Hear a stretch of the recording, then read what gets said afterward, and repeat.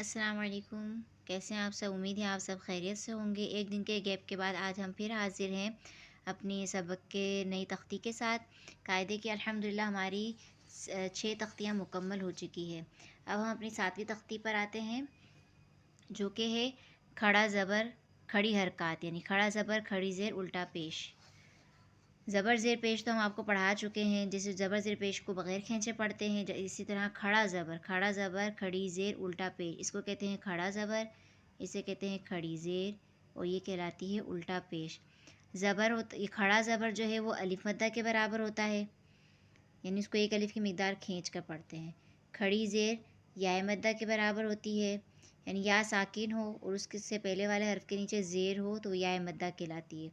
تو یعنی کھڑی زیر یا مدہ کے برابر ہے، الٹا پیش واو مدہ کے برابر ہے، یعنی واو ساکن سے پہلے والے حرف کے اوپر پیش ہو تو واو مدہ کہلاتا ہے۔ یہ تو ہمیں حروف مدہ کے بارے میں تو ہم تختی نمبر 8 میں پڑھیں گے۔ تو میں آپ کو اس میں یہ چیز سکھانا چاہتی ہوں کہ کھڑا زبر جو ہے اس کو ایک الف کی مقدار کھینچ کر پڑھتے ہیں۔ کہیں پر بھی کھڑا زبر کھڑی زیر الٹا پیش آ جائے تو اسے ہمیں ایک الف کی مقدار کھینچ کر پڑھنا ہے۔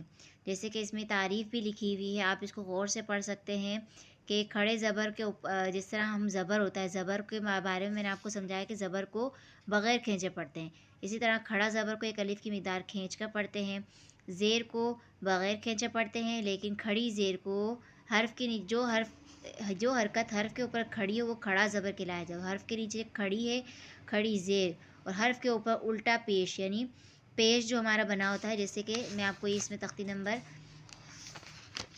اس میں بتاتی ہوں 4 میں، جیسے زبر ہے، زبر یہاں پہ ترچھا بنا ہوا ہے، جبکہ کھڑا زبر یہاں پہ کھڑا کر کے بنا ہوا ہے۔ اسی طرح زیر یہاں پہ ترچھی ہے، یہاں پر زیر کیا ہے؟ کھڑی ہے۔ اسی طرح پیش یہاں پہ الٹا ہے، یعنی پیش واو کی طرح ہے، جبکہ یہاں پر جو پیش ہے وہی الٹا کر کے، تو کیا کھڑا زبر کھڑی زیر الٹا پیش کہلائے گا۔ کھڑا زبر الف مدہ کے برابر ہے، کھڑی زیر یا مدہ کے برابر ہے، الٹا پیش واو مدہ کے برابر ہے۔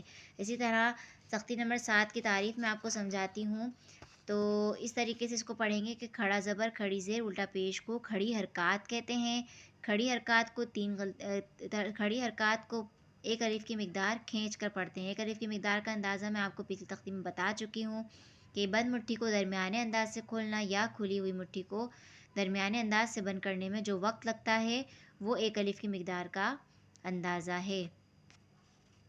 اسی طرح میں آپ کو اس میں ہجے کر کے بتاتی ہوں، جیسے کہ ہم با کو پڑھتے ہیں با زبر با، اور ہم حروف تہجی میں جب با پڑھتے ہیں تو کیسے پڑھتے ہیں؟ با ایک الف کی مقدار اس کو کھینچ کر پڑھتے ہیں، جیسے تختی نمبر 1 میں نے آپ کو سمجھایا تھا کہ با کو ہم کیسے پڑھتے ہیں؟ با۔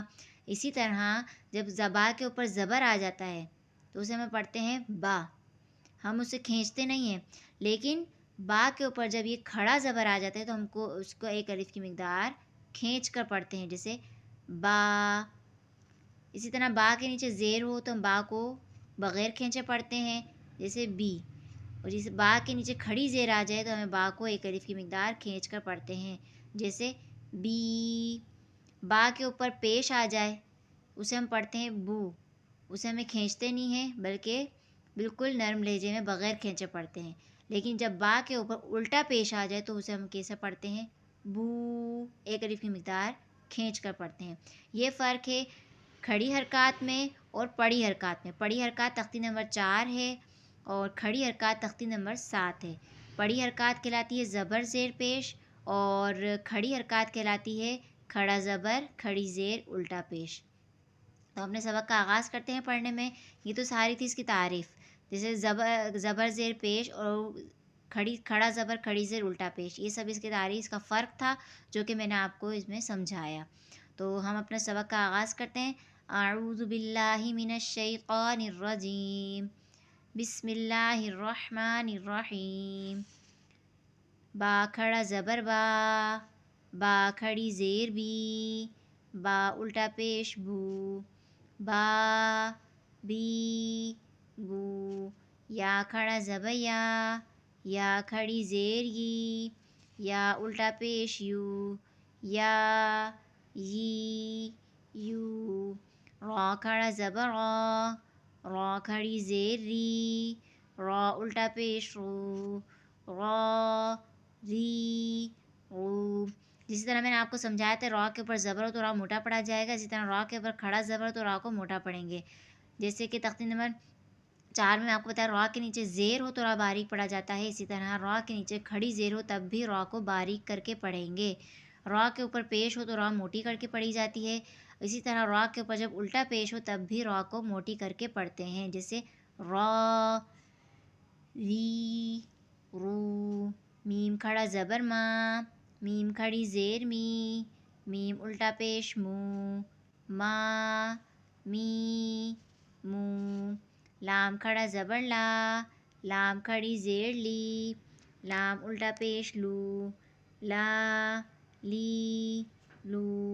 واو کھڑا زبر وا، واو کھڑی زیر وی، واو الٹا پیش وو، وا وی وو۔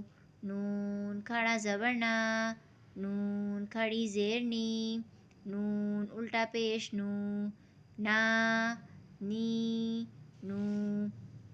حمزہ کھڑا زبر آ، حمزہ کھڑی زیر ای، حمزہ الٹا پیش او، آ ای او۔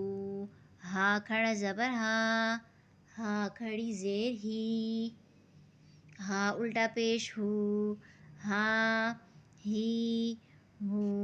عین کھڑا زبر ع، عین کھڑی زیر عی، عین الٹا پیش عو، ع عی عو۔ غین کھڑا زبر غا، غین کھڑی زیر غی، غین الٹا پیش غو، غا غی غو۔ حا کھڑا زبر حا، حا کھڑی زیر حی، حا الٹا پیش حو، حا حی حو۔ خا کھڑا زبر خا، خا کھڑی زیر خی، خا الٹا پیش خو، خا خی خو۔ امید ہے آپ کو یہ تختی سمجھ آئی ہوگی۔ پڑھی حرکات اور کھڑی حرکات کے بارے میں آپ کو فرق سمجھ آ گیا ہوگا۔ تو آج ہم اپنے سبق کا اختتام یہاں تک کرتے ہیں، مزید ہم اپنے سبق کا آغاز کل یہاں سے کریں گے۔ تو آج کے لیے یہ تختی یہاں تک اختتام کرتے ہیں۔ مزید میری ویڈیو کو دیکھنے کے لیے پلیز میرے چینل کو لائک کریں، شیئر کریں اور سبسکرائب کریں۔ اللہ حافظ۔